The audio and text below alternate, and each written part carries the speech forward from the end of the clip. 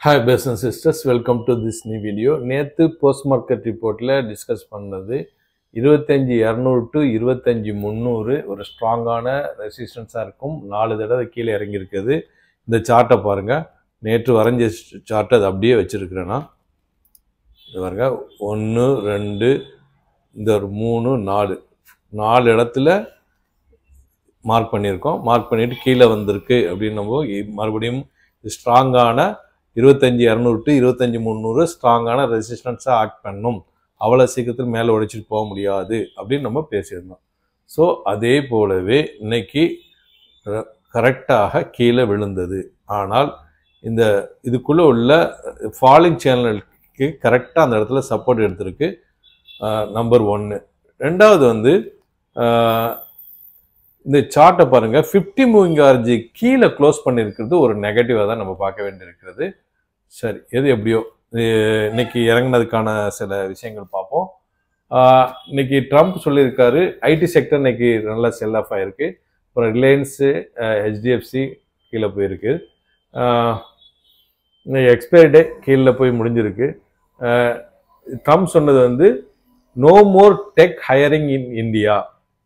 Google, Microsoft எல்லாத்தையுமே அமெரிக்கனை focus பண்ணுங்கன்னு சொல்லியிருக்காரு. இது இந்தியா டுடேல வந்திருக்கிறது. சரியா? அப்போது இனிமேல் ஐடி செக்டர் நம்ம கவனமாக உத்து பார்க்கணும். இந்தியா விக்ஸ் இன்னைக்கு 2% அப் ஆகி 10.72. ஐஎன்ஆர் வீக் ஆகிட்டே வருது. 86.41 தொடர்ந்து சரிவு நோக்கி போகுது. 86 கீழே வரும், 85 அந்த ரேஞ்சில் இருக்குன்னு பார்த்தா இப்போ 87 நோக்கி போயிட்டு இருக்கு.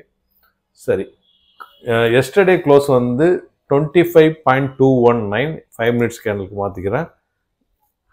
9.4 ஒரு ஹையை கிரியேட் பண்ணிச்சு. 25,246 அதை என்னுடைய ஹையு. 12.5 வரைக்கும் 3 மணி நேரத்தில் பாருங்க மடமடன்னு கீழே வந்துருச்சு. வந்தது மட்டும் இல்லை, என்னுடைய லோவோட நின்றுச்சு மார்க்கெட்டு. அதாவது 25,018 தான் லோ. 12.5க்கு முடிஞ்சுது. அதிலிருந்து 3.5 மணி வரைக்கும் 3 மணி நேரத்தில் ரேஞ்சு அப்படியே இந்த பாருங்க ரேஞ்ச் போட்டு 25,062 முடிஞ்சுது. இன்னைக்கு open 25,243, high 25,246, low 25,018, close 25,062. 220 points red candle 0.63% இறங்கி இருக்கு. 157 பாயிண்ட்ஸ் இறங்கி இருக்கிறது. Support again 25,000, resistance 25,300, advance 921, declines 1,721. Red candle 36, green candle 15. இன்னைக்கு டாப் கெய்னர் வந்து எட்டர்னல், மறுபடியும் அந்த ஜொமேட்டோ பேரண்ட் கம்பெனியான எட்டர்னல் 3% அப் ஆயிருக்கு. Tata Motors 1% up, doctor Reddy 1% up, Grasim 1% up, Nestle India 5% down, Trent 3.25% town, Sriram 3.25% down, tech Mahindra 3.25% down. Weightage பொறுத்தவரை 180 மைனஸ்க்கு வந்து Reliance -33, Infosys -18, HDFC -17, Trent -10, ITC -10, Nestle India -10. Bank Nifty பார்த்துடலாம். பேங்க் நிஃப்டியும் நிஃப்டி போல தான் ட்ரேட் ஆகிருக்கு. பார்த்துடலாம் நம்ம இண்டெக்ஸஸ் போயிட்டு. பேங்க் நிஃப்டி எஸ், இந்த இடம் பாருங்க. இன்னைக்கு மூமெண்ட் 57,311 டு 56,850, 450 பாயிண்ட்ஸ் மூவ்மெண்ட். அதோடைய கேண்டில்ஸ் வந்து green 5 candles, red 7 candle. Canara bank 5.5% இன்னைக்கு அப்பு. அதிகபட்சம் கனரா பேங்க் 5.5% மேலே ஏறி இருக்குது. Support 56,500, resistance 57,628. அதுதான் லைஃப் டைம் ஹை. சரியா? சரி, மற்ற கோல்டு பார்த்துடலாம். கோல்டு வந்து இன்னைக்கு ஒரு பேரலல் சேனல் போட்டு போயிட்டே இருக்கிறது. இங்க பாருங்க, மேலே கீழே மேலே கீழே மேலே கீழே. இப்போ மேலே டச் பண்ண உடனேயே கீழே வர நோக்கி வர ஆரம்பிச்சிருச்சு. 53,430 வரை போனது. இப்போ 3,362 இருக்கு. லைஃப் டைம் வை 3,500 நமக்கு தெரிஞ்சது தான். ரீட்டைலில் 9,255 விற்கப்படுது. வெள்ளி 128 ரூபாய். இப்போ ஒரு பிரதர் கூட கேட்டாரு வெள்ளி பத்தி, நம்ம டிஸ்கஸ் பண்ணிடலாம். இது வந்து 3 மந்த்ஸ் கேண்டில். வெள்ளி வந்து இப்ப இருக்கிற இடம் வந்து ஒரு ஸ்ட்ராங்கான ரெசிஸ்டன்ஸ் ஏரியா.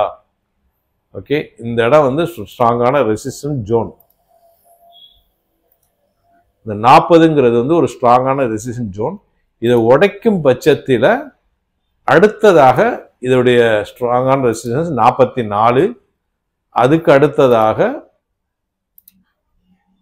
50. 44 அவர் சொல்ற 45ங்கிறது வந்து இந்த ஸ்ட்ராங்கான ரெசிஸ்டன்ஸ் ஜோனை உடைச்சிட்டு போறதுக்கு ரொம்ப கஷ்டப்படணும். ஏன்னு சொன்னா இந்த இடம் வந்து வந்திருக்கும் போதெல்லாம் கீழே தள்ளப்பட்டிருக்கிறது. ஏன்னா 3 months கேண்டில் இது பாருங்க, ஒவ்வொரு 3 மாசத்துலயும் இந்த இடத்துல முயற்சி பண்ணிருக்குது. கீழே தள்ளி இருக்கு, கீழே தள்ளி இருக்கு, இப்படி கீழே தள்ளி கடைசியில கீழே ஓடி வந்துருச்சு. அதனால இது ரொம்ப முக்கியமான இடம். இதை உடைச்சு மேலே போகும் பட்சத்துல கண்டிப்பா இது மேலே போகலாம். பொறுத்திருந்து பார்ப்போம். சரியா? பிட்காயின் அதே மாதிரியே என்ன நடந்திருக்குன்னா 1,18,780 அதோடைய லைஃப் டைம் 1,23,236. அப்புறம் 65.86 யூஎஸ் ஆயிடு.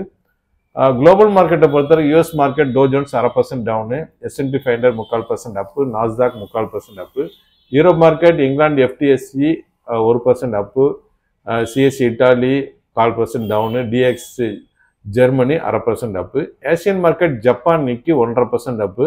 ஜப்பான் அந்த டீல் முடிஞ்சதுக்கு அப்புறம் 1.5% 2.5% நல்லா மேலே போயிட்டே இருக்கு. சிங்கப்பூர் ஸ்ட்ரைட் டைம்ஸ் வந்து 1% up, Hong Kong Hang Seng 0.5% up, Taiwan 0.5% up, Korea Kospi 0.5% up, SCT composite 0.5% down, Jakarta Indonesia 3/4% up, China Shanghai 0.5% up. சரியா? ஈவன்ஸ் இந்தியாவுடைய S&P குளோபல் மேனுஃபேக்சர் PMI 59.2 வந்திருக்கு. ப்ரீவியஸ் வந்து 58.4. அதே மாதிரி சர்வீசஸ் PMI வந்து 59.8, ப்ரீவியஸ் வந்து 6.4. அதாவது மேனுஃபேக்சரிங் வந்து ப்ளஸ் ஆகும், சர்வீசஸ் மைனஸாகவும் இருக்குது. இப்போ சர்வீசஸுக்கு பிரச்சனையும் தலைக்கு கத்தியை தொங்க விட்டுருக்கிறாரு ட்ரம்ப்பு. ஏன்னா அமெரிக்கனை எடுக்க சொல்லிட்டு இன்னும் பிரச்சனை வரலாம். பார்க்கலாம் நாளிலேருந்து அது எப்படி நம்ம மார்க்கெட் ஆக்ட் பண்ணுன்னு சொல்லிட்டு. அப்புறம் யூரோப்புடைய டெபாசிட் ஃபெசிலிட்டி ரேட்டுடைய டாட்டா வர வேண்டியிருக்கு, ECB இன்ட்ரெஸ்ட் ரேட் அசோசியேஷன், அப்புறம் ECB ப்ரெஸ் கான்ஃபரன்ஸ் வர வேண்டியிருக்கு. அப்புறம் US உடைய S&P குளோபல் மேனுஃபேக்சர் PMI வர வேண்டியிருக்கு, S&P global manufacturing services PMI வர வேண்டியிருக்கு, நியூ ஹோம் சேல்ஸ் வர வேண்டியிருக்கு. அப்புறம் FIDA டாட்டாவை பொறுத்தவரை இது வரைக்கும் 26,395 கோடிக்கு விற்றுருக்காங்க. தொடர்ந்து 3 ட்ரேடிங் செஷனா 21, 22, 23 இது 10,000 கோடி கிட்டக்க வித்துட்டாங்க. அதாவது 1,681, 3,548, 4,219 கிட்டத்தட்ட 10,000 கோடி வரைக்கும் வித்திருக்கிறாங்க. இது வந்து மெல்ல மெல்ல பணையத்தின் கதை மாதிரி என்ன நடக்குதுன்னு பார்ப்போம். சரி, நெக்ஸ்ட் வந்து ரஷ்யா பிளான் கிராஷ் ஆயிருக்கு. அங்கே வந்து 50 பேர் இறந்ததாக அஞ்சப்படுகிறது. NDTV, Indian Express, Times of India இதுலாம் வந்திருக்குது. இப்போ வந்து கொஞ்ச நாளாகவே பிளான் கிராஸ் ஆகிறது இது சைனா பார்டரில் நடந்திருக்கு, அதிகமாகிட்டு இருக்கு. இந்தியாவில் கூட பிளான் கிராஷ் ஆச்சு. ஓகே. அப்புறம் Trump slams US tech giants to building factory in China, மின்ட்டில் வந்திருக்க செய்தி. அதாவது அந்த ஐடி செக்டரில் சைனாவில் பில்ட் பண்ணுறத அவர் கண்டனம் தெரிவிச்சிருக்காரு. எல்லாமே அமெரிக்காவுக்கே வாங்க அப்படிங்கிறாரு. இப்போ என்ன, நம்ம வந்து அமெரிக்க பொருட்களை நம்மளும் இனிமேல் தவிர்க்க வேண்டியது தான், இந்திய பொருட்களை வாங்க வேண்டியது தான் அப்படின்னு தான் மறைமுகமாக சொல்கிறாரு. அவங்கவுங்க கண்ட்ரியில் உள்ளது அவங்கவுங்க யூஸ் பண்ணுங்கன்னு சொன்னால் உலகமயமே ஆகிறது, அந்த இதே மாறி போயிடும். சரி, பார்க்கலாம். அப்புறம் ஈரான் வந்து ஒரு US டெஸ்ட்ராயர் வந்து அவங்க தண்ணி சைடு வந்திருக்காங்க, கல்ஃப் ஆஃப் ஓமனில். Times of India, Al Jazeera, Hindustan டைம்ஸில் இந்த நியூஸ் வந்திருக்கு. இவங்க ஒரு ஹெலிகாப்டர் வச்சு விரட்டி இருக்காங்க, இந்த பக்கம் வராதிங்க போங்கன்னு விரட்டி இருக்காங்க. இது வந்து ஃப்ளாஷ் நியூஸ் ஆயிருக்கு உலகம் ஃபுல்லாகவே. ஏன்னா அமெரிக்கா விரட்டுறதுங்கிறது பெரிய விஷயம். ஈரான் தைரியமாக இந்த விஷயத்தை சொல்லியிருக்காங்க, பண்ணியிருக்காங்க. சரி, அப்புறம் நம்ம PM மோடி வந்து இப்போ UK போன இதில் UK கூட ஒரு மல்டி பில்லியன் ட்ரேட் டீல் முடிச்சிருக்காப்புல. NDTV, BBC, டைம்ஸ் ஆஃப் இந்தியாவில் வந்திருக்கு. இது வந்து ஒரு நமக்கு சாதகமாக இருக்குன்னு சொல்லப்படுகிறது. அப்புறம் காசாவில் 113 பேர் பட்டினினால் இறந்துட்டதாக அல்ஜசீரா நியூஸ் வந்திருக்கு. யூஎன்லேயும் அந்த யூஎன் சீஃபும் சொல்கிறாரு பட்டினி சாவல் நிறைய இருக்குது, சாப்பாடு கேட்டு வரவங்களை ஷூட் பண்ணுறதும் அங்கே தொடர்ந்துக்கிட்டே இருக்குது. இது ஒரு பாரதியாருடைய ஒரு விஷயந்தான் எனக்கு ஞாபகத்துக்கு வருது. தனி ஒருவனுக்கு உணவில்லை எனில் உலகத்தையே அழித்துடுவோம் அப்படின்னு சொல்லிட்டு ஒரு பாரதியாருடைய கவிதை இருக்குது. ஆனால் இப்போ உலகமே வேடிக்கை பார்த்துட்டு நின்று இருக்குது. உலகத்தில் சாப்பாடு இல்லாமல் நிற்கிறவங்களுடைய நிலைமை வந்து யார்கிட்ட கை ஓங்கி இருக்கோ அவங்களுடைய அராஜகமும் பாலிடிக்ஸில் போவேன்னா அதுக்கு என்ன காரணங்கள் என்ன இது எல்லாமே அப்பாற்பட்டது. இருந்தாலும் ஒருத்தவங்க உணவுன்னு கேட்டு வரும்போது அது கொடுக்க வேண்டியது ஒவ்வொரு மனுஷனுடைய கடமை. அவ்வளோதான், சிம்பிளாக சொல்கிறது தான். சரி, நம்ம இப்போ டெக்னிக்கலாக போயிடலாம். இன்னைக்கு வந்து ஒரு இறங்குனது வந்து அதிகமாக இறங்கியது வந்து இன்ஃப்ராஸ்ட்ரக்சர் 0.5% இறங்கியிருக்கு. அப்புறம் மிட் கேப் வந்து 3/4% இறங்கியிருக்கு. அப்புறம் எனர்ஜி செக்டர் 3/4% இறங்கியிருக்கு. ஆட்டோ செக்டர் மட்டும்தான் ஃப்ளாட்டாக ட்ரேட் ஆகிருக்கு.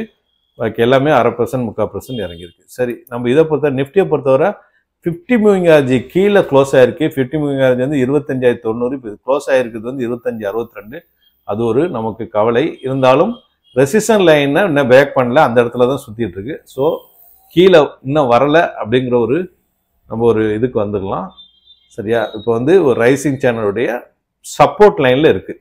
சரியா, இந்த வீடியோ பயனுள்ளதாக இருக்குன்னு நம்புறேன். மற்றவங்களுக்கு ஷேர் பண்ணுங்கள். புதுசாக பார்க்குறவங்க சப்ஸ்கிரைப் பண்ணி பெல் ஐக்கானை கிளிக் பண்ணுங்க. எனக்கு ஆதரவுக்கு எல்லாருக்கும் நன்றி. தேங்க்ஸ் ஃபார் வாட்சிங்.